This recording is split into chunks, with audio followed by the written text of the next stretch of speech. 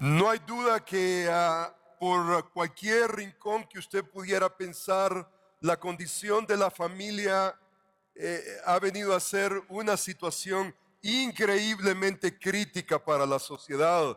No importa en qué rincón del mundo, podemos observar, podemos evaluar la condición de la familia y rápidamente podemos considerar que la familia básicamente está atravesando por una situación increíblemente crítica. Los expertos, por ejemplo, nos dicen que los divorcios están incrementando más y más. Cada década, 700% de divorcios se incrementan más y más.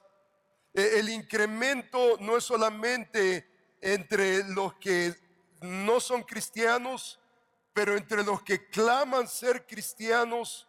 Estadísticas nos muestran que por lo menos 130% de parejas que se unen terminan en divorcio. Y entonces vemos que las que se mantienen y se mantienen solamente por un hilito, solamente se mantienen porque tienen una convicción. Y la convicción básicamente es que Dios odia el divorcio. Y entonces se mantienen juntos, se mantienen en bajo un mismo techo, simplemente por esa convicción, porque Dios odia el divorcio. Pero la realidad que aún las parejas que se mantienen y en muchos casos básicamente termina siendo un pleito de perros y gatos, como se dice. La situación está increíblemente perniciosa para la familia de hoy. Estadísticas nos hablan, por ejemplo, que 65% de las parejas que se mantienen tienen lo que se llama en inglés affairs, básicamente amoríos extramaritales. Es increíble que de todos estos matrimonios que se divorcian, estos están creando millones y millones de niños que básicamente van a crecer y van a crecer dentro de un ambiente donde lo que se llama, hay básicamente un padre, una madre, y entonces no hay una figura completa, no hay una unidad, no hay ese concepto que la Escritura nos proyecta de un matrimonio para la honra y la gloria del Señor. Las estadísticas nos dicen que de 55, 60% de los niños en sistemas escolares básicamente crecen y crecen sin padres, crecen y crecen en ese concepto donde no han concebido realmente una idea sana, balanceada, bíblica de lo que debería de ser un hogar. Nuestra generación básicamente ha sido llamada entre muchos expertos la epidemia del divorcio. No solamente en las familias, en el mundo afuera, pero familias cristianas están sufriendo increíblemente las mismas amenazas. Y no hay duda que la familia está siendo arrastrada, está atravesando básicamente un desierto de maldición y básicamente está quedando en una desolación increíblemente sorprendente, bochornosa.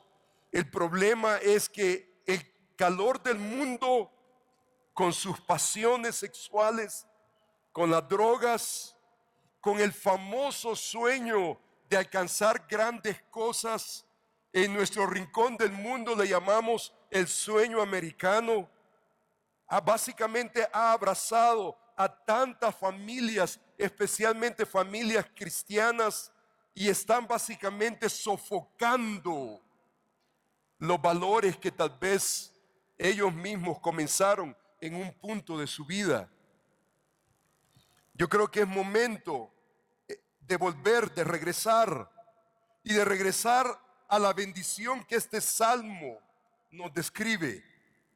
Es momento que nosotros como creyentes podamos regresar a las páginas de la Escritura y que las páginas de la Escritura nos puedan proveer las pautas que usted y yo necesitamos mantener dentro de un hogar.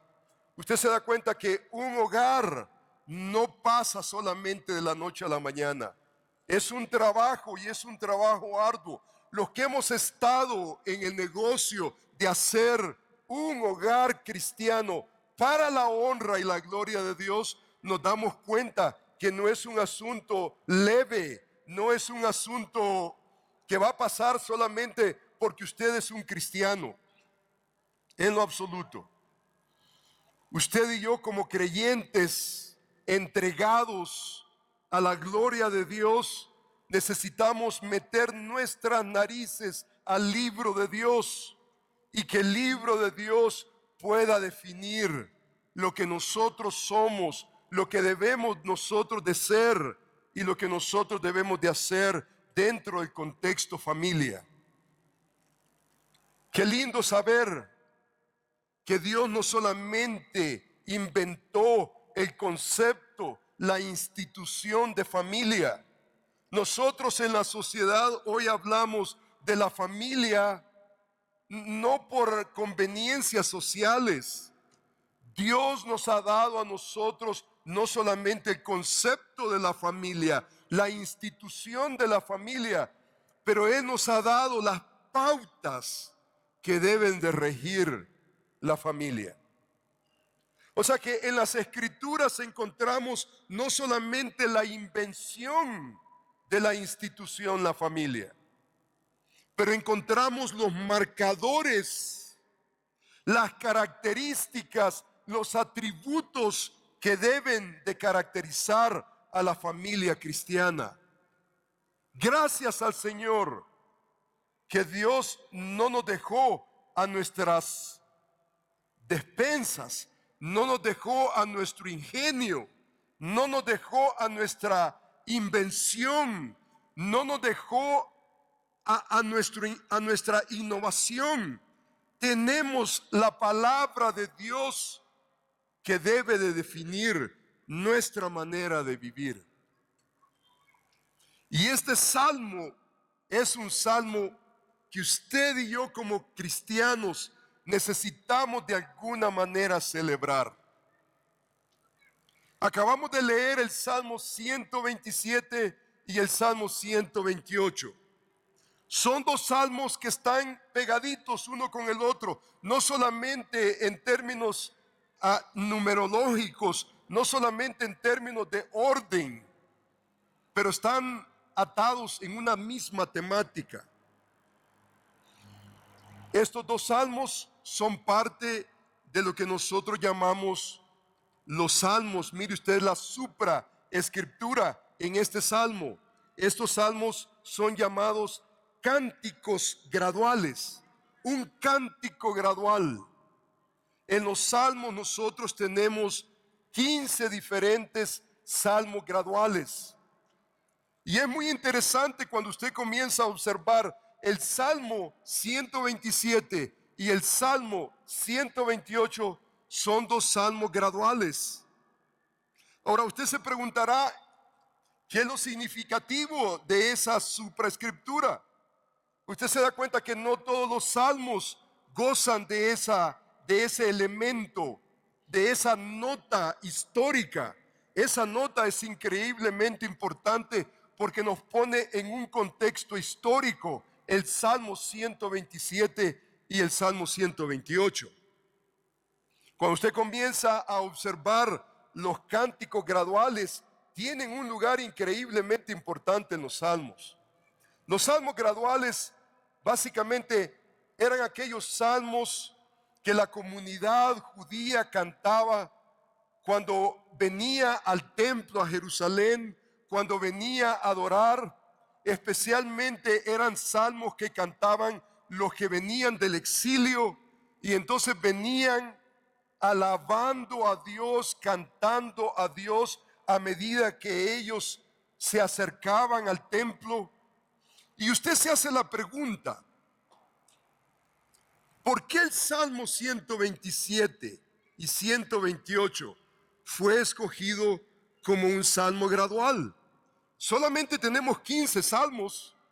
¿Por qué solamente 15 salmos entran como salmos graduales? ¿Por qué la comunidad cristiana, la comunidad judía de ese entonces, por qué esa comunidad reservó esos salmos como salmos graduales?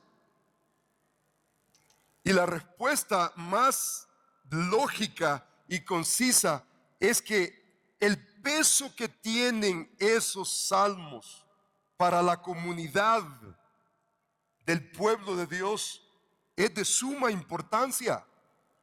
Tiene una importancia increíble. Mire, por ejemplo, el salmo, y este solamente podría yo escoger cualquier otro salmo, pero mire, por ejemplo, el salmo 121. El salmo 121 es otro salmo gradual, y mire lo que dice este salmo. Este salmo básicamente dice: alzaré mis ojos a los montes. ¿De dónde vendrá mi socorro? Mi socorro viene de Jehová, que hizo el cielo y la tierra. Dice: no dará tu pie al resbaladero, ni se dormirá, dice, el que te guarda. He aquí no se adormecerá, ni dormirá el que guarda a Israel. Jehová es tu guardador. Y usted puede terminar el salmo. Usted se da cuenta que ese salmo gradual lo que está celebrando es la realidad de que Jehová, Dios, es el protector de su pueblo. Y entonces, a medida que el pueblo venía en adoración, venían cantando y alabando cánticos graduales. Estos cánticos graduales se han llamado también salmos sapienciales, salmos de sabiduría, salmos de Torah, que están pretendiendo enseñar algo a la comunidad del pueblo de Dios. La pregunta es: ¿qué es lo que estos salmos están acentuando en nuestra relación con Dios?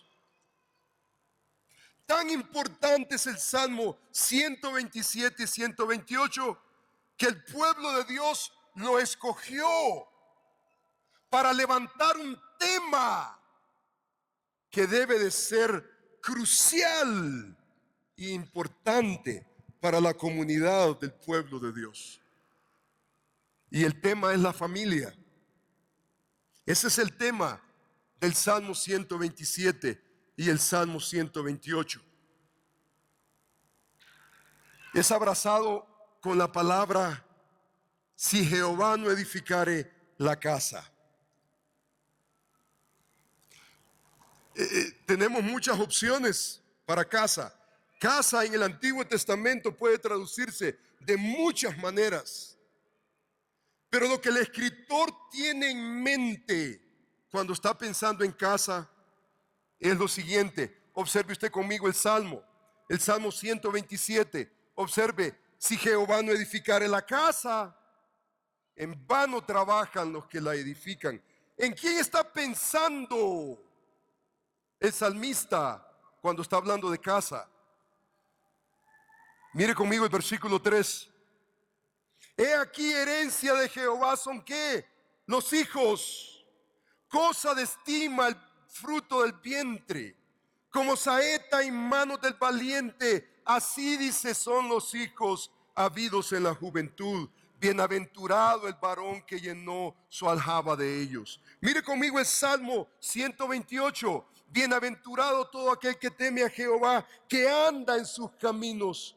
Cuando comieres el trabajo de tus manos, bienaventurado serás y te irá bien. Y mire el versículo 3. Tu mujer. Mire el versículo 3b. Tus hijos. Mire conmigo el versículo 6. Y veas a los hijos de tus hijos. Esa es la casa que él está pensando. Él está pensando casa, no Jerusalén. Él no está pensando casa, el templo. Él no está pensando casa, linaje de David. Él está pensando casa,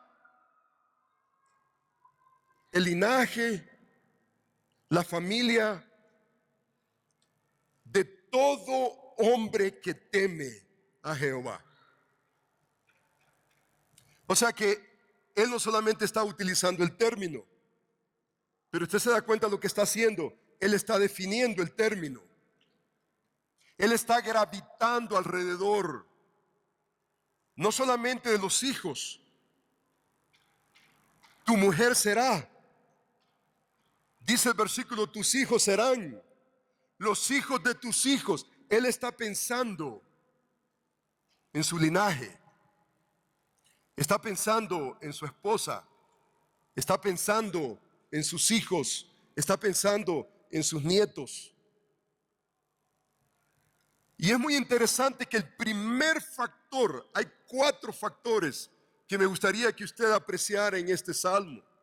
El primer factor que el autor resalta es el factor Dios en el hogar. El factor Dios. Usted se da cuenta que el pasaje dice, si Jehová no edificare la casa, si Jehová no edificare la casa, en vano trabajan los que la edifican. El factor Dios necesita estar presente para que podamos nosotros percibir, concebir el hogar, la familia, el linaje. La Escritura dice, herencia de Jehová son los hijos.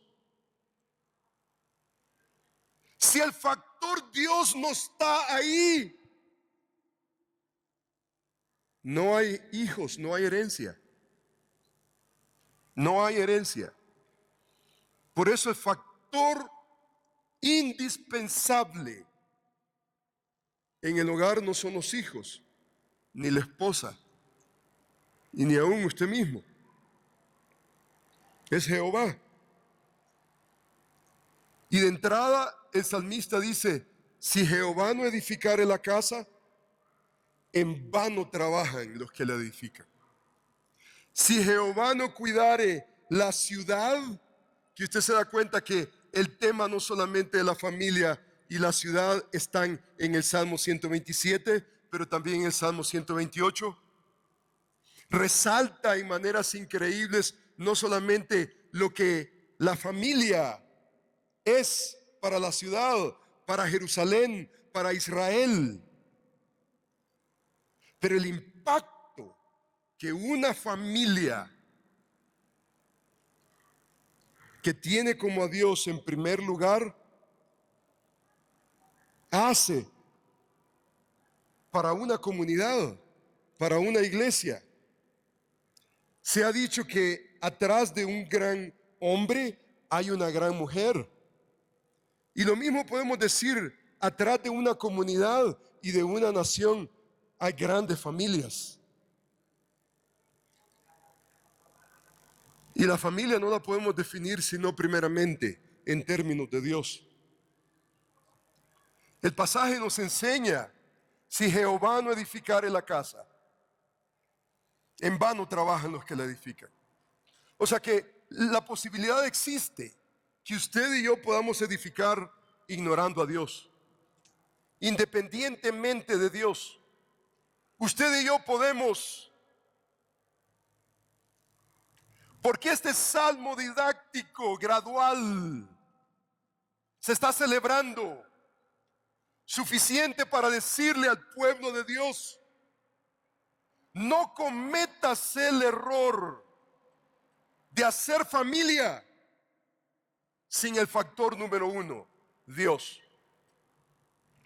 Existe la posibilidad de hacer hogar, familia, sin Dios. pero los resultados son funestos. Los resultados son desastrosos. No queremos ser una estadística más. Necesitamos entender el factor Dios dentro de la ecuación familia. Dice la Escritura, si Jehová no edificare la casa, en vano, dice, edifican los que tratan, los que intentan edificar, en vano edifican. Si Jehová, dice el versículo bíblico, si Jehová no guardare la ciudad, en vano vela la guardia. O sea que es vanidad, es vapor tratar de hacer una familia sin el factor Dios. Es un vapor.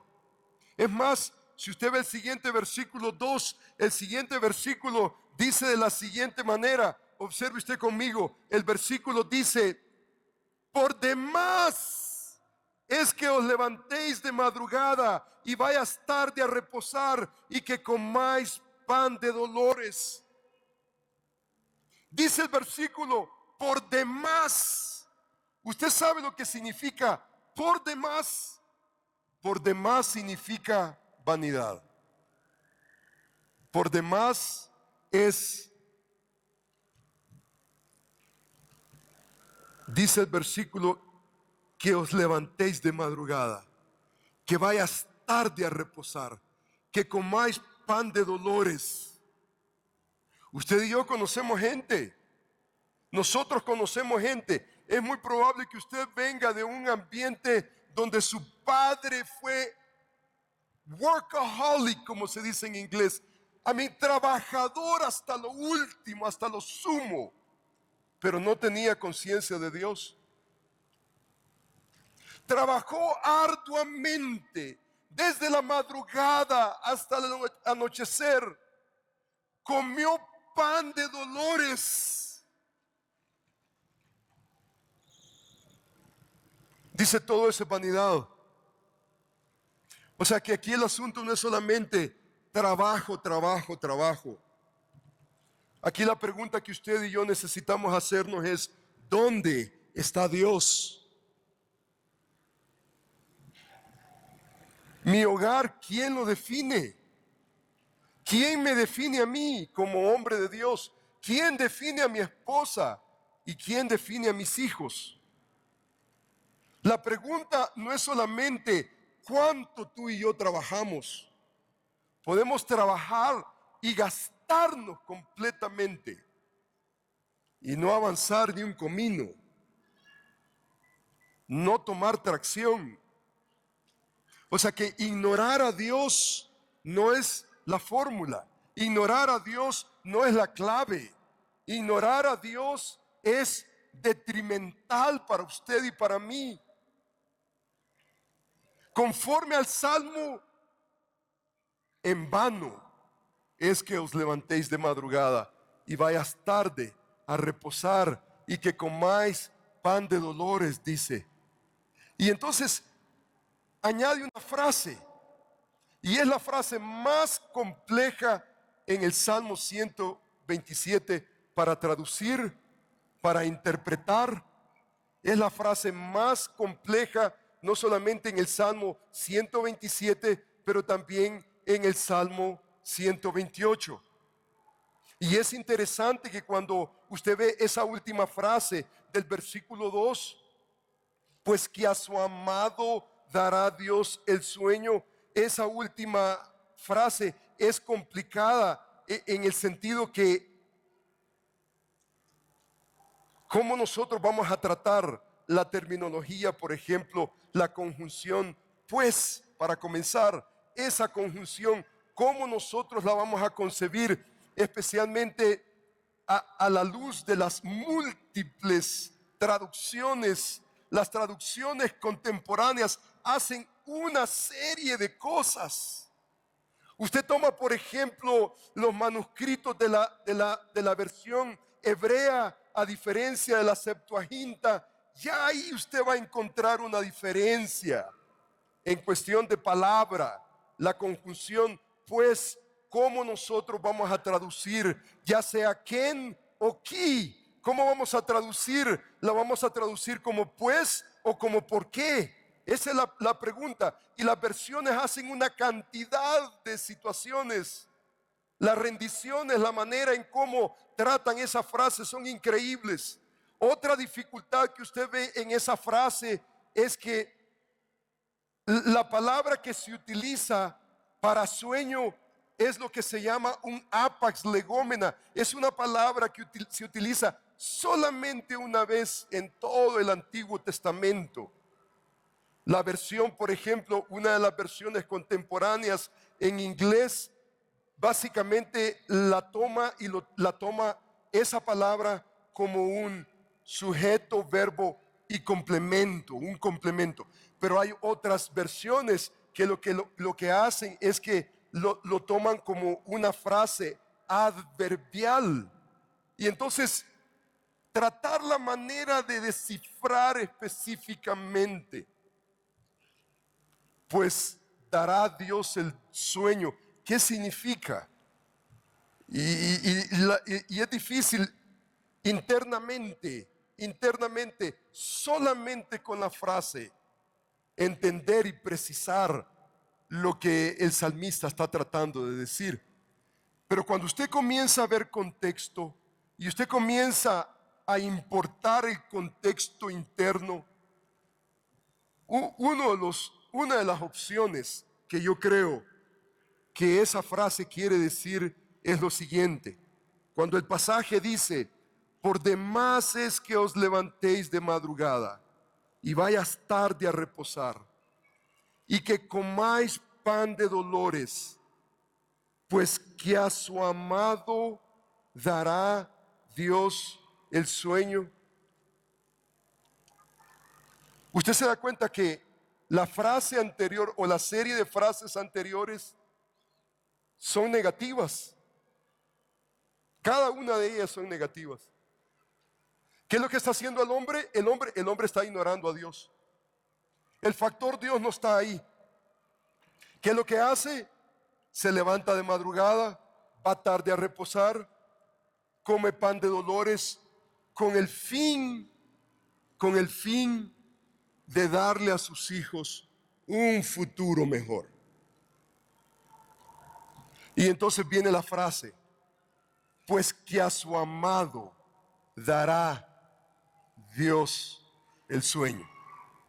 Yo creo que esa frase podemos nosotros interpretarla y podemos interpretarla tentativamente como una forma adverbial, que mientras se duerme, Dios es el que va a proveer. En otras palabras, mientras tú haces descanso, el hombre que confía en Jehová, Dios hace cosas aún en el sueño que tú no vas a poder hacer. O sea que aún en tu sueño, Dios puede obrar en tu esposa y Dios puede obrar en tu hijo. Cuando tú descansas en Él y tú eres un hombre, como se describe el Salmo, un hombre que teme a Jehová, que anda conforme a sus caminos, es un hombre que puede descansar en Dios. Puede descansar en Dios al punto de dejar que Dios haga lo que usted ni yo podemos hacer en el corazón de la gente que está a nuestro alrededor, específicamente su esposa y su hijo. La escritura, el libro de Proverbios dice, como la repartición de las aguas, así está el corazón del rey en las manos de Jehová. Donde quiera que Él quiere, lo inclina. O sea que Dios puede hacer algo en la vida de su hijo, en la vida de su esposa, como nadie. Solamente Dios puede inclinarlo. Dios puede inclinarlo hacia Dios, hacia las cosas que son de Dios. Pero muchas veces abrazamos la vanidad pensando que nuestro trabajo en el hogar es un trabajo solamente mío, sin una dependencia completa de Dios, sin el temor de Jehová, sin andar conforme a sus caminos. Usted se da cuenta que conforme al Salmo 128, el hombre dice, bienaventurado el que teme a Jehová. Dice, el que anda según sus caminos. Dice, cuando comieres el trabajo de tus manos. Este es un hombre que trabaja. No estamos en contra del trabajo. Estamos a favor del factor Dios. Antes que movamos un dedo, dependemos de Dios. Y antes de la madrugada, estamos contando que Dios va a hacer lo que usted y yo no podemos hacer en la vida de nuestros hijos. Usted se da cuenta que el factor Dios es el primer factor que usted y yo necesitamos considerar. Segundo factor importante, usted se da cuenta que el Salmo se mueve en una dirección preciosa porque nos habla en el versículo 1 del factor Dios y la bendición por un lado, pero lo desastroso por el otro lado de no contar con Dios. No contamos con Dios en vanidad, contamos con Dios. Dios aún en nuestro sueño, aún cuando usted y yo reposamos, Él va a obrar lo que nadie puede obrar en la vida de los nuestros. Aún cuando usted descansa y reposa, Dios no está reposando, Dios no está descansando. Él está haciendo algo. Y Él hace algo a favor del hombre que Dios bendice. El versículo 3, mire lo que dice: he aquí herencia de Jehová son los hijos, cosa de estima el fruto del vientre. Como saetas en manos del valiente, así son los hijos habidos en la juventud. Bienaventurado el hombre que llenó su aljaba de ellos. Mire el versículo 1 del capítulo 128. Bienaventurado todo aquel que teme a Jehová. Bienaventurado el que teme a Jehová. Dice, bienaventurado el que anda en sus caminos.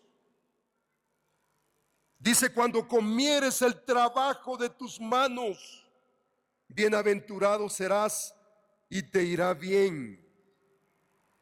Aquí tenemos nosotros un segundo factor, y el segundo factor es el factor hombre. El factor el hombre bienaventurado, el factor hombre piadoso, el factor que cree, que confía, el hombre que tiene un concepto claro de Dios, el que tiene un temor reverencial delante de Dios, el que sabe que Dios está ahí y que Él va a actuar. Dice la Escritura, bienaventurado el varón que teme a Jehová. El hombre que anda conforme a sus caminos. Cuando comieres el trabajo de tus manos. Este hombre no es un hombre pasivo. Este es un hombre activo. Es un hombre que está trabajando, pero está trabajando en un orden. Y en el orden no hay independencia de Dios. Hay dependencia de Dios. Antes de mover un dedo, viene delante de Dios. Tiene tanta conciencia de Dios que tiene un temor reverencial por Dios. Proverbios dice que el principio de la sabiduría es el temor a Jehová. Ha descubierto el principio más fundamental de la sabiduría. Y el principio más fundamental es el temor a Jehová. Porque el libro de Proverbios nos enseña que el temor de Jehová dice que es apartarse del mal. ¿Por qué? Porque tenemos conciencia de Dios, porque sabemos que Él está ahí y sabemos que le vamos a pedir cuenta de cada pensamiento, sentimiento, de cada motivo, de cada acción que nosotros pudiéramos cometer, que nosotros pudiéramos hacer. Cualquier cosa que hagamos o no hagamos, ahí está Dios. El principio de la sabiduría es el temor a Jehová. Y entonces este hombre ha abrazado la sabiduría de Dios. Dice la Escritura que anda, dice, conforme a sus caminos. ¿Quién es el hombre que anda conforme a sus caminos? Es un hombre que define la vida en relación a lo que Dios ha hablado. Es un hombre que no solamente está conectado con Dios, pero es un hombre que está conectado también con el libro de Dios. Y el hombre está constantemente creciendo en su comunión reverencial con Dios, pero está creciendo también en su relación con el libro de Dios. El libro de Dios para él es su deleite. El libro de Dios lo define. Usted se da cuenta que el pasaje nos enseña y nos dice, muy interesante, dice el Salmo 3, el Salmo 128:3, mire lo que dice el versículo 3, tu mujer será, tus hijos serán. Mire lo que dice el versículo 3, tu mujer será como vid que lleva fruto a los lados de tu casa, tus hijos como plantas de olivo alrededor de tu mesa. O sea que si la esposa es comparada con la vid y los hijos son comparados como los olivos, entonces eso lo define a usted y a mí como hombres de Dios. Como hombres temerosos de Dios, eso nos define a nosotros. Usted se da cuenta, hermano que me escucha, hombre que me escucha en este momento, hombre, esposo, padre de familia, eso lo define a usted y a mí. Si la Escritura define a la mujer como la vid y a los hijos como olivos, entonces eso lo define a usted. Usted es un agricultor.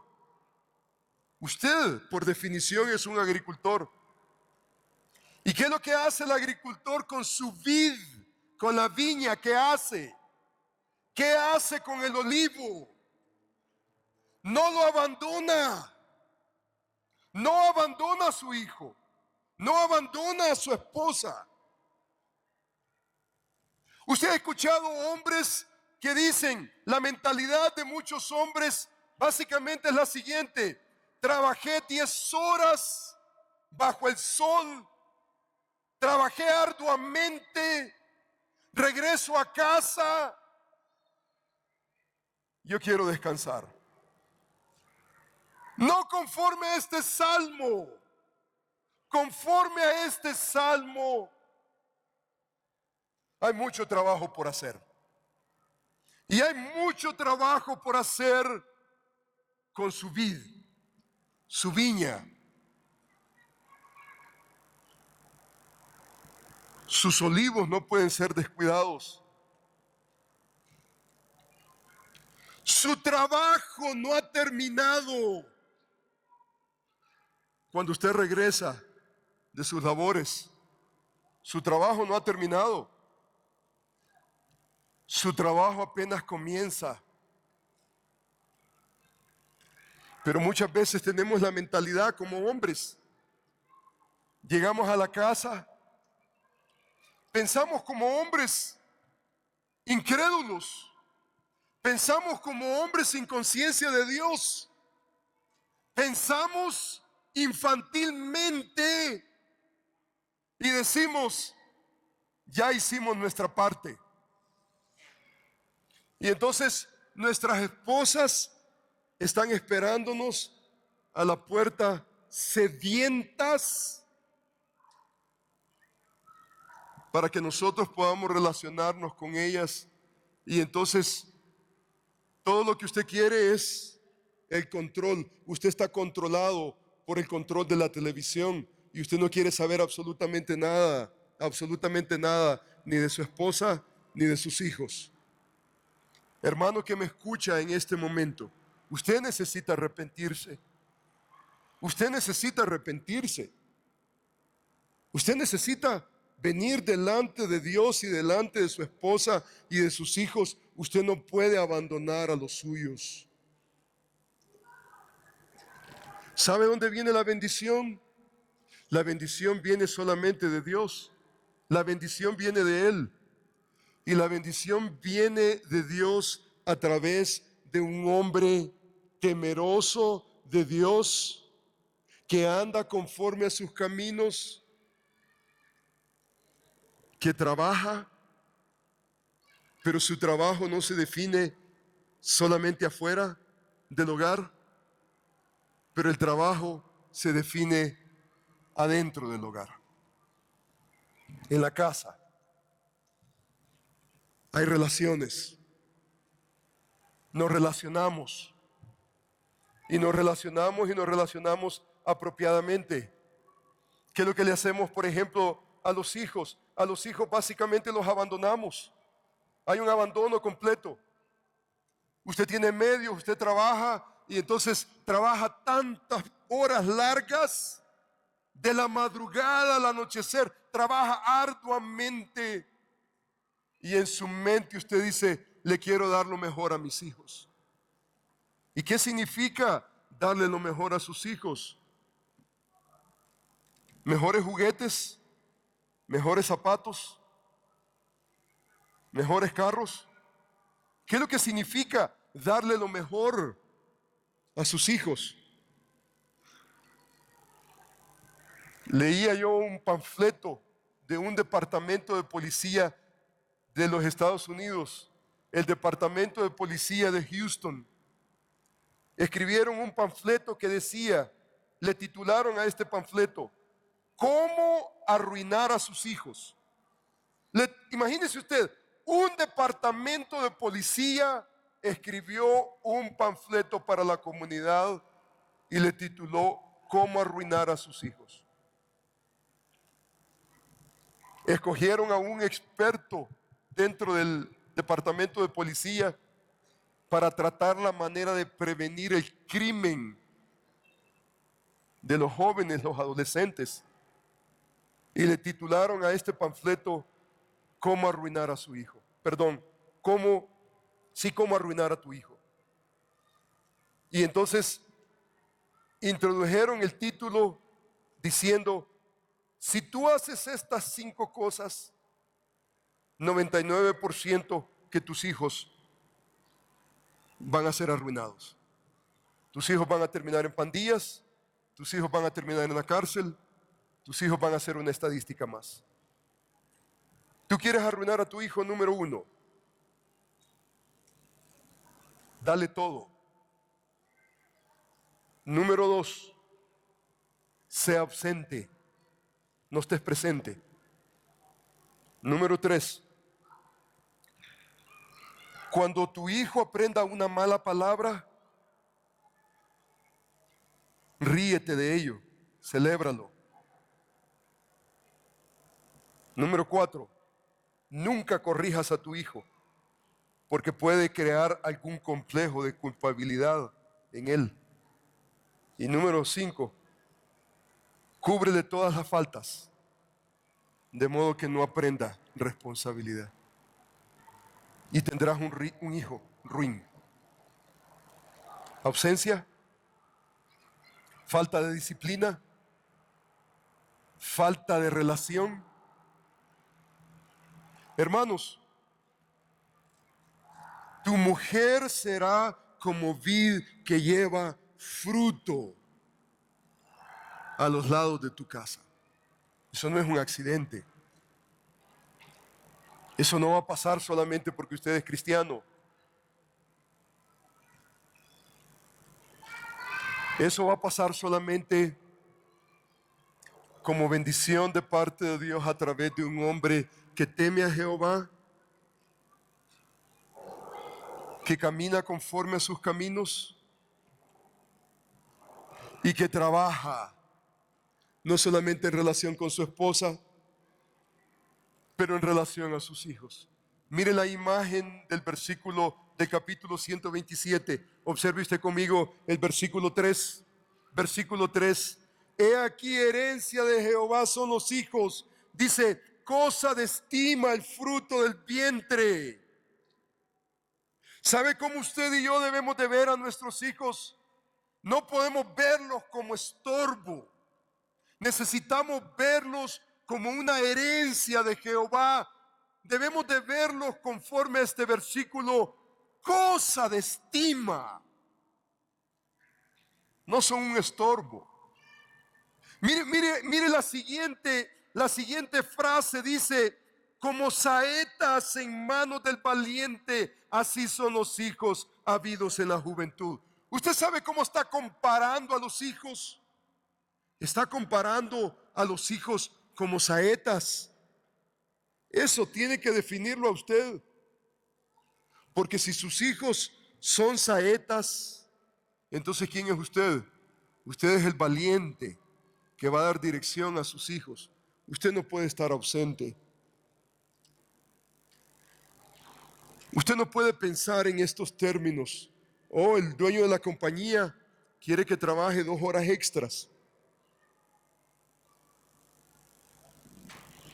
Quiere que trabaje los domingos. Usted y yo necesitamos pensar, hay mucho trabajo por hacer. Un trabajo que nadie más lo puede hacer, sino solamente el hombre de Dios. Yo le pregunto a usted, ¿dónde están sus prioridades? ¿Dónde está su conciencia de Dios en relación a su linaje? ¿Dónde está esa conciencia de Dios al punto de pensar, nadie puede hacer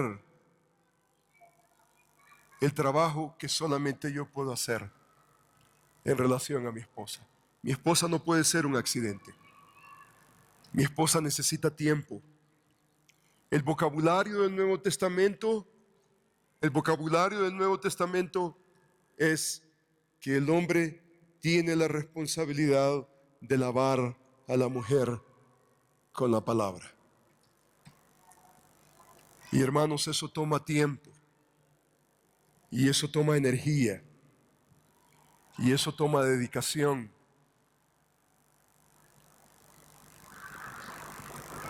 En ausencia, usted no puede hacer absolutamente nada. Usted escriba un cheque, usted no va a poder hacer nada. Cómprele usted los juguetes a los niños. Cómprele usted los inventos que el mundo está tirando, izquierda y derecha. Dice la Escritura, tu mujer será, tus hijos serán, los hijos de tus hijos serán. Usted y yo queremos esa bendición. Y esa bendición solamente viene con el primer factor.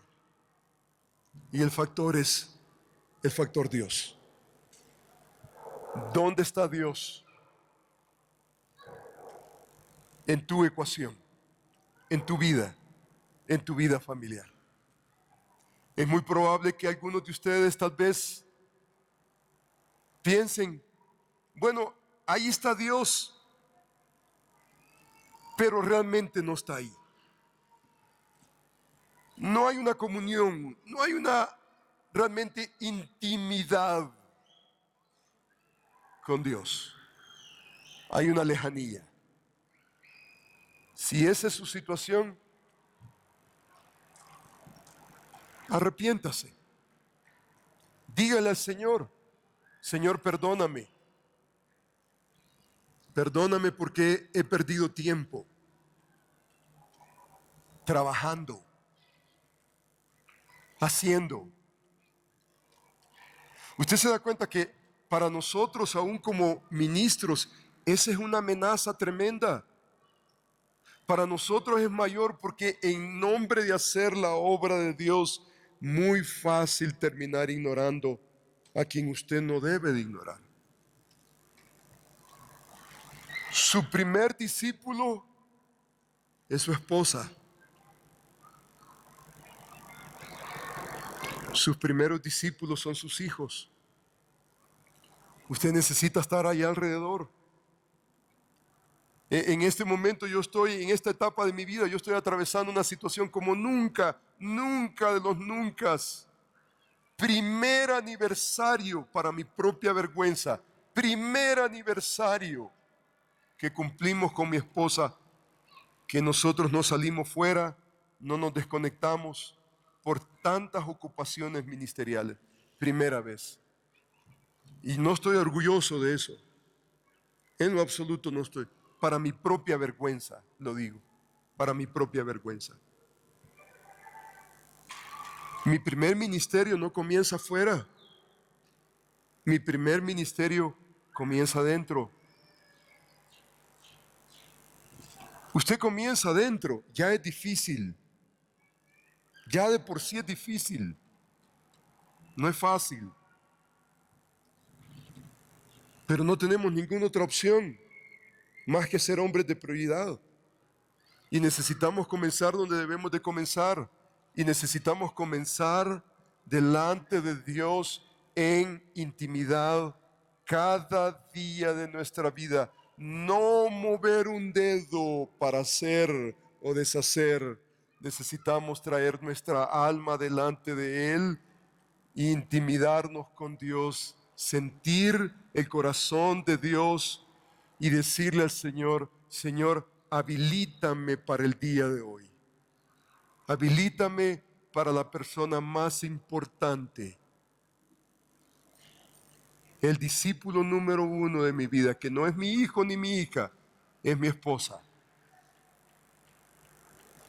Mis hijos no vinieron primero, mi esposa. Dios me dio a mi esposa para amarla.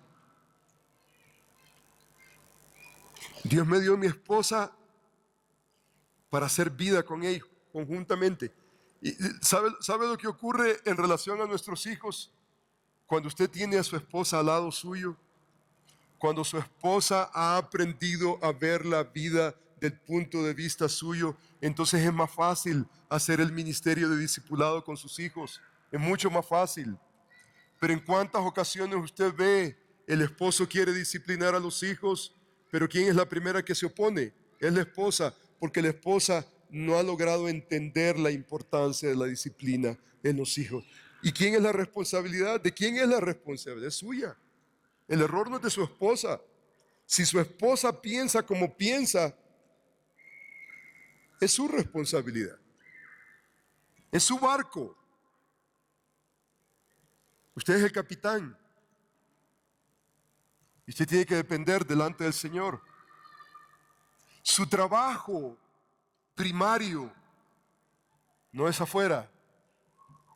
Su trabajo primario es adentro, con su esposa y sus hijos. En este momento yo voy a suplicar que usted incline su rostro. Y yo quiero que usted venga delante de Dios en esta tarde. Yo quiero que usted hable con Dios. Yo no quiero que esto sea solamente un asunto de escuchar. Usted escuchó y usted salió lo mismo. Arrepiéntase delante de Dios. Si el factor Dios no es el factor principal en su vida. Dígale en este momento al Señor, Señor, perdóname, porque yo he descuidado mi vida personal, individual. Mi comunión contigo la he descuidado. Prefiero hacer y deshacer aún en el mundo cristiano, en las ocupaciones ministeriales. Pero yo no estoy creciendo en mi comunión contigo. Señor, perdóname. Dígale al Señor en este momento: Señor, perdóname. Perdóname y habilítame para desarrollar relaciones personales, íntimas, con nuestros hijos, con su esposa. La relación más importante no puede ser la de su esposa ni sus hijos. Es la relación con su Dios. Es de ahí donde viene la bendición. Pero no olvide que la relación más importante, cerquitita a la relación con Dios, es su esposa y sus hijos. Y usted no puede estar ausente. Usted necesita estar ahí y usted tiene que ser sacerdote de su casa. Usted necesita interceder por los suyos. Usted necesita sentir a los suyos y necesita sentirlos muy cerquita. Padre nuestro que estás en los cielos,